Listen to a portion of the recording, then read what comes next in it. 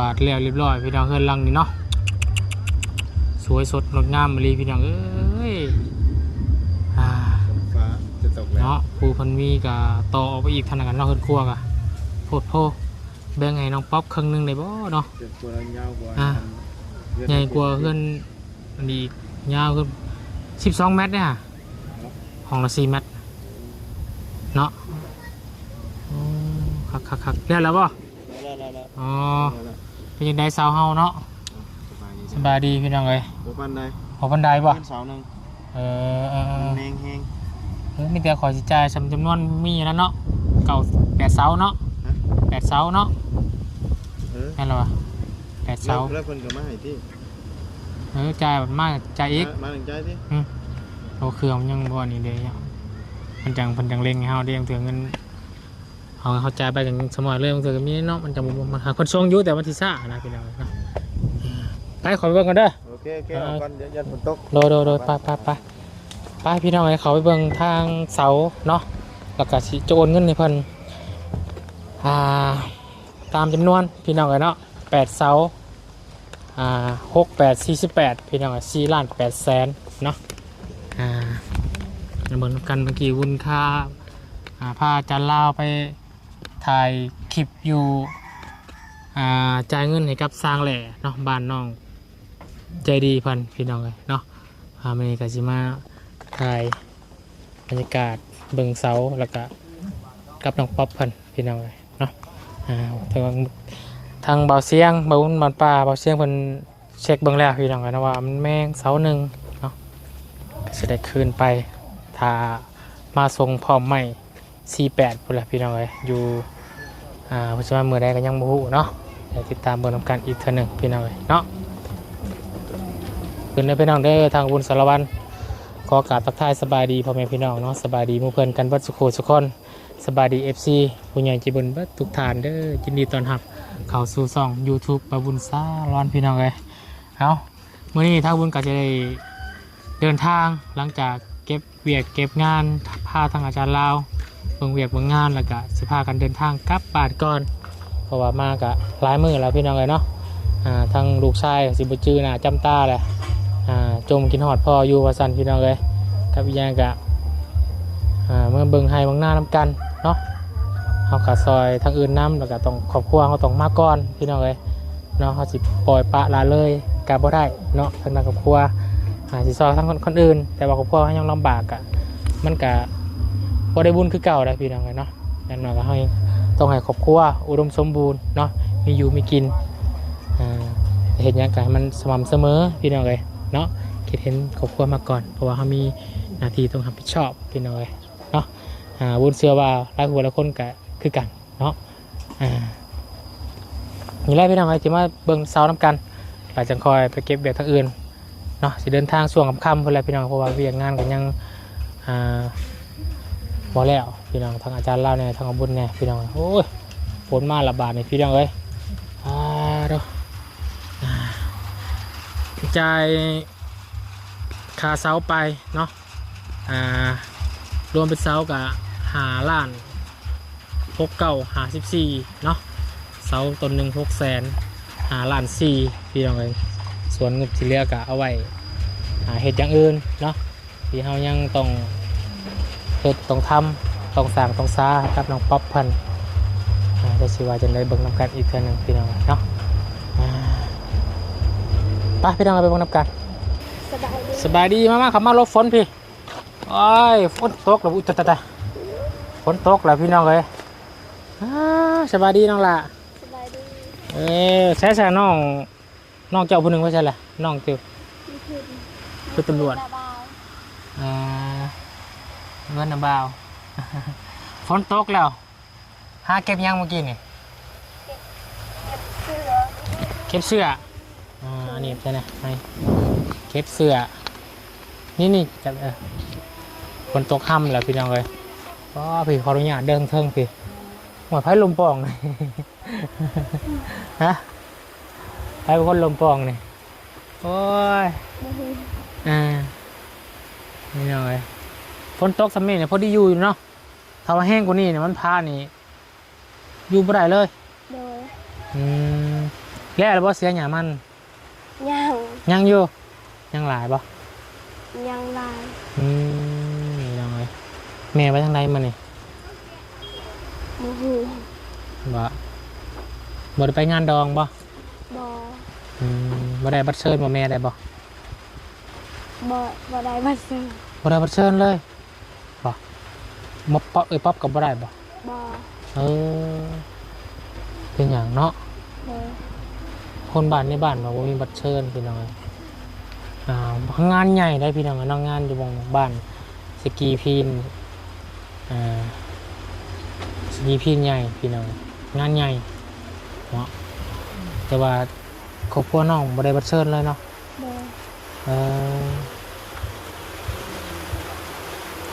บุญคิดว่าคนหลายเลยพี่น้องเป็นงานใหญ่น่าจะได้บัตรเชิญบัตรบ้านอยู่แต่ว่าบ่ได้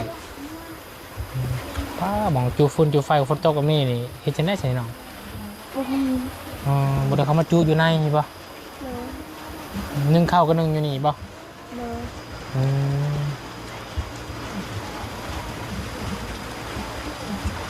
ฝนตกแห้งยามนอนลำบากบ่ลูก ลำบาก ลำบากแห้งแล้วเนาะ เลย นั่นเลย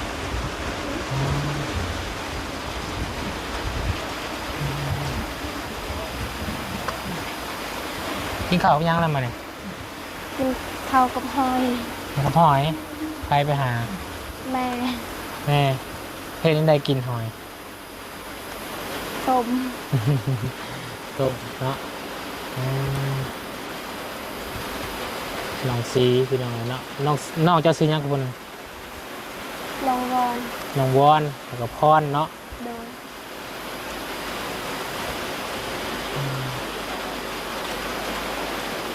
เจ็กย่ำได้สิได้เฮือนให้เจ้าเนาะ เลย แล้วก็ได้แต่เสากับมากับเปลี่ยนไปเปลี่ยนมาอยู่พี่น้องเลยตัวเสาบกครบมาแต่มาครบอยู่แต่ว่ามันแม่งกับเราตีกลับก่อนเจ้าเห็นอยู่ว่าเสาเมื่อกี้เห็นปะ แทน มันเป็นอะไรมันแม่งหลายปะ ลาย เออแม่งหลาย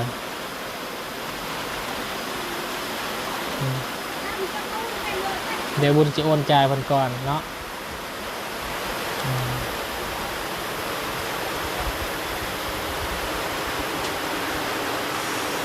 8 เสา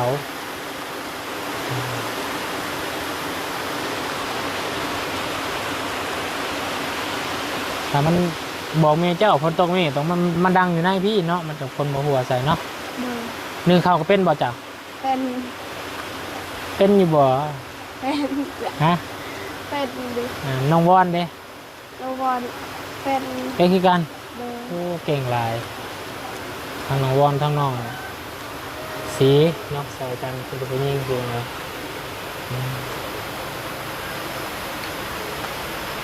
เท่าพรได้เป็นบ่ บอเป็น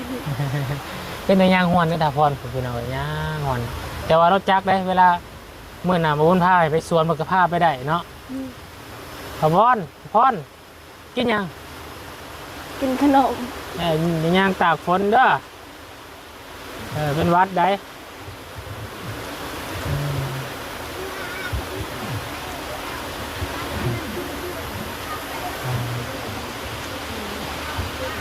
ตกมาพอซุ่มพี่น้องพอเย็น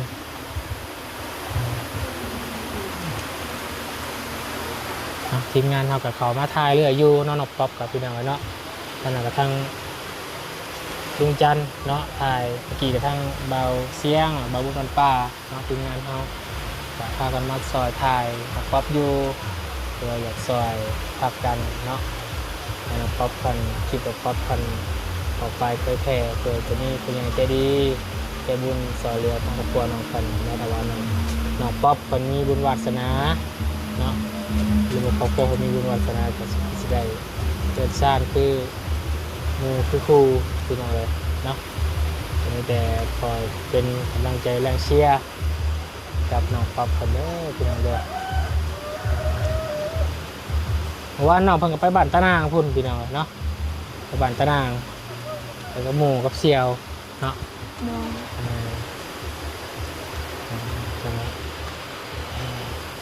เจ้าปิด เทอมเรียบร้อยเนาะโรงเรียนเนาะ ปิด เดือนเก้าวันละเขาเนาะ โดย กะว่าตัวเองสิขึ้นห้องอยู่บ่ โม บ่ฮู้จักเปอร์เซ็นต์เลยบ่ โดย ได้บ่ประมาณ50%สิได้ขึ้นห้องกลัวแล้วเนาะ เพิ่นไปเสียงจากวีซ่าบ่ โม บ่ฮู้ซ้ำ โดย ส่วนฝนก่อนฝนอยู่ตะลุมตะล่างอะไรพี่น้องเอ้ยอ๋อเปียกเบิดแหละเป็นซันแล้วกันแหละเอามาสนให้พี่หามเพิ่บเค็กเขาเฮียเลยเช็ดเขาเฮียแล้วแล้วต้องลมปองเด้อ เช็ดว่าบุกไปเล่าเป็นยางเป็นยุ่มบอกว่าโอ้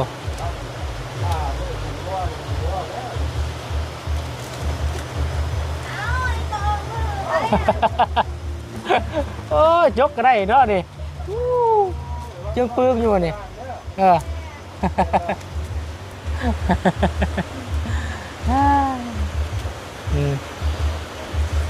มันมอดกินบ้านละพี่น้อยมอดกินบ้านละแมงบ้านละ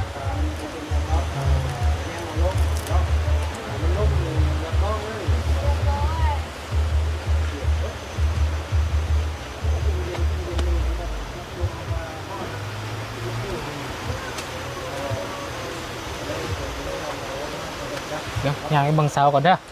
โดย เราย่าง ต้องไปก็เอาบุญไว้ก่อน อึ๊บอึ๊บบังเสาก็ขึ้นเลยโอ้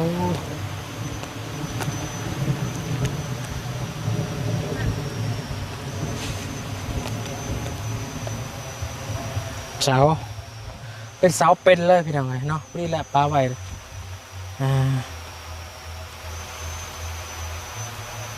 มันก็แม่งอยู่แต่ว่าย้วนๆได้อยู่พี่น้องเนาะมีจักรยานแบบนี้เบิดเลยพี่น้อง2 4 6 8ทำไม48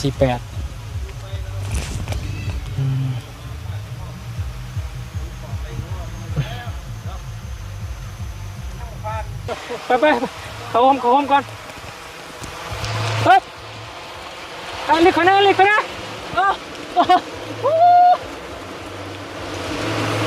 ตายครับบาดีนะป๊อบฝนสบายดี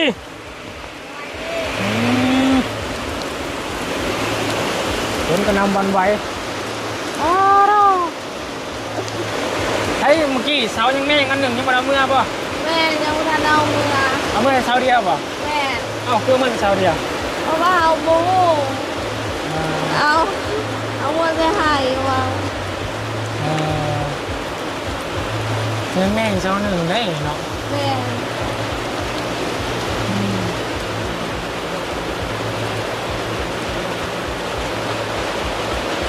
ชัวร์ไปเลยเนาะเมื่อกี้ทั้งบอเซียงกับเซียงกันบอก ยังก็ เบิ้งน้ำกันบอกเมื่อกี้ โดยบ่เพียงกับเบิ่ง เอามาได้บอก โดยบ่ฮู้คือกัน มันยังแม่งอยู่แล้วแกตอนนั้นเมื่อมาทัวร์เซาเดียบอก แม่ คือบ่อยเอาไปสองแล้วอย่ามันมันไปยังอย่าให้เราเอาเปลี่ยนให้อีก โดย เนาะ มีแต่บอกไอ้เพิ่นว่าเอาเข้าเอาขึ้นไว้มี2เท่าเลยยานแบบเพิ่นมาก่อนเราจึงบอกเลยยานเพิ่นแบบขี่คานมาคานไป แบบมีแต่อันเดียวเลย แม่นเราแกกันมา2เสาเลย โดย ตัวสิเปลี่ยนอีกเสาหนึ่ง โดย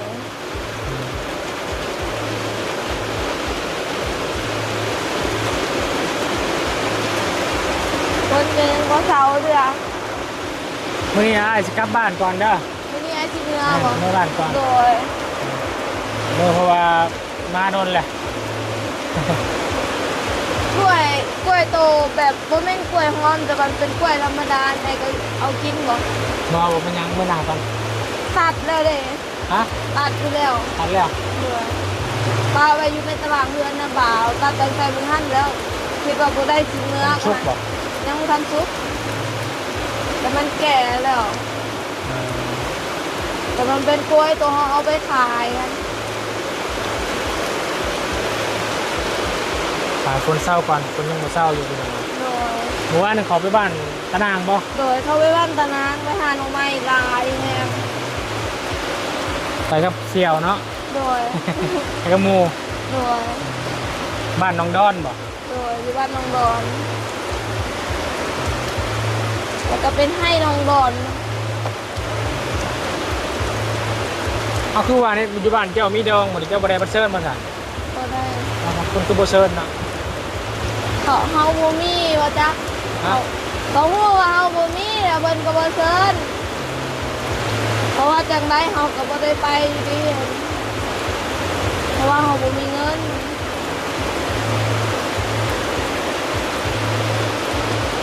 ทีแรกจะบ่ได้เสียเงินเนาะ โดย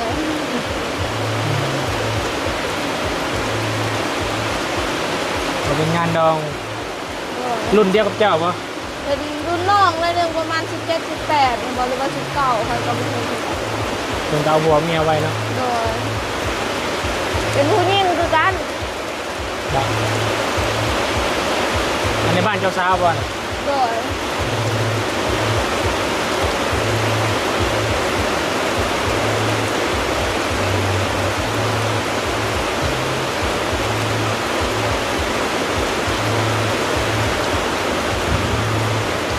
แม่นซ้ำพี่น้องเลย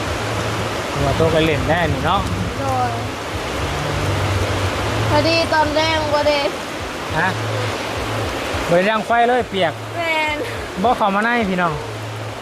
มาดังอยู่ในพี่แหละ ดังแง่มันควันกันเทิงอีกเนาะ โดย ไปเวลาพี่น้องเลย อย่างแต่นอนไปน้ำมาน่ะกูลงล่างไว้แล้ว แม่น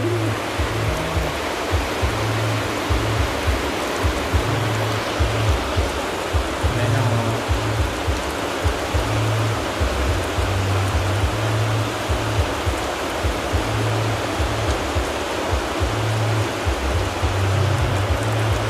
คนพากันมวนบ้านเมืองทางน้องป๊อปก็มักม่วนไปนี่อยู่บ่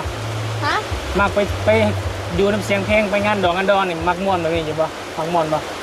จะเอาฟอนไปงานไปอยู่บ่บ่เคยบ่ ท่านเขาเฮ็ดแบบคือกับวงหมอลำมาบ่หรือแบบเขาจัดงานแบบงานใหญ่ใหญ่จังซี่นะอยู่บันดงเห็นบางเทื่อก็มาอยู่ แต่บางงานดองนี่บ่ค่อยมากปานใดเพราะว่ารู้สึกว่ามันบ่ม่วน แล้วก็เขาบ่ให้ไปนำแน่ เอาบริเซอร์นั่นแน่เนาะ นี่แล้วคนบริเซอร์เนี่ยเพิ่งจะง่ายๆกับถ้าว่าเฮาเซิร์นเพิ่นเซิร์นเฮาเข้าไปกับอีกอย่างหนึงเนาะ โดย งานเฮากับเซิร์นเพิ่นกับ โดย อีกอย่างหนึงเพียงไร แต่บ่ค่อยสนิทกันแบบบ่ได้ลิ้นนำกันแบบบ่ฮู้คือกันแบบบ่ได้ลึงจังซี่นะคนบ้านเดียวกันนี่แต่ค่อยบ่ได้ค่อยไปลิ้น เนาะ แต่อยู่เพื่อน เนาะ แบบเพิ่นรู้จักกันเพราะว่าคนอยู่บ้านนี่เป็นคนที่เตี้ยแล้วเขามาร่วมนำกันแบบเฮ็ดหยังก็เฮ็ดนำกันเห็นว่ายามคริสต์มาสเขาก็จัดคริสต์มาสที่บ้านคนนี้ก็เลยแบบสนิทไปลิ้นนำกันไปหาสุกันอยู่แต่นี่แบบบ่แม่นคนที่เตี้ยแล้วก็เป็นแบบบ่เคยลิ้นนำกันนำก็เลยบ่ฮู้ เนาะ มีแต่เห็นแล้วก็ยิ้มใส่กันซื่อๆแต่กันยังบ่ฮู้จักหลาย อันนี้เพิ่นงานดองกับคริสเตียนกันบ่ ฮะ เจ้าของงานดองเจ้าสาวเนี่ยคริสเตียนกันบ่ บ่แม่น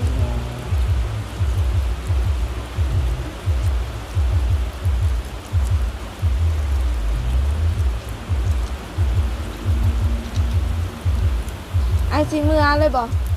แม่น โดย อันนี้ไปหาเก็บเวียกเก็บงานนี่ก่อนจะคอยมื้อ โดยพอดีเลยกล้วยตัวหันเฮาตัดไว้แล้วคิดว่ามื้อได้ไอ้มือแล้วก็สิเอา เป็นเครือเลยบ่ โดยตัดมาที่สวนมันนั่นแหละ ของเจ้านะ โดย เป็นกล้วยหอมบ่ บ่แม่นเป็นกล้วยธรรมดานี่กล้วยหอมเบิดแล้วมีแต่ต้นเดียว เป็นกล้วยเขาขายเห็นเด้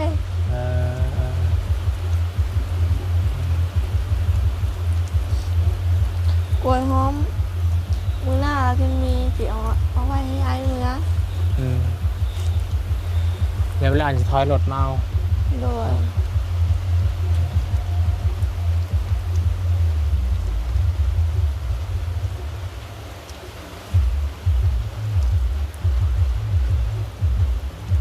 มีแต่ระเบา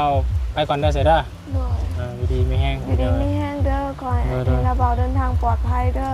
คอยร่ำรวยจับยังเห็ดยังก็คอยเป็นเงินเป็นทองเด้อคอยทรงความพัฒนาคอยไปเจ้าอวยพร โอ้ยขอบใจคุณยังไงเนาะน้องคือการเดินอยู่ดีไม่แห้งเด้อไปจ้าโอเคบ๊ายบายไปจ้าพี่น้องเลยเนาะพ้นกับยุทธแล้วบาดนี่เนาะอย่าเดินทางไปเบียดทางอื่นก่อนบาดนี่น้องก็จะส่งถามทางเจ้าของเสาแล้วก็เคลียร์เรื่องเงินเรื่องคำพี่น้องเลยเนาะอยู่ดีไม่แห้งบ่ทุกคนเด้อพี่น้องเด้อสำหรับคลิปนี้บุญขอลาแล้วสบายดีและสวัสดีเด้อพี่น้องเด้อ